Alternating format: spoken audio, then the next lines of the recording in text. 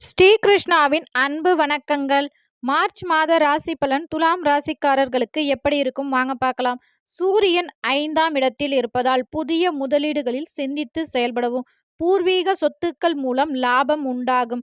சூரியன் 15/3/2026 முதல் 6ஆம் இடத்திற்கு இருப்பதால் புதிய வேலைக்கான வாய்ப்புகள் கிடைக்கும். கடன் விஷயங்களில் சிந்தித்து செயல்படவும். செவ்வாய் 5இல் இருப்பதால் சஞ்சலமான சிந்தனைகளால் குழப்பம் ஏற்படும். புதன் 5ஆம் இடத்தில் இருப்பதால் தந்தையாரின் ஆரோக்கிய பிரச்சனைகள் குறையும். சுக்கிர பகவான் 6ஆம் இடத்தில் இருப்பதால் நெருக்கடிகளை சமாளிப்பதற்கான உதவிகள் கிடைக்கும்.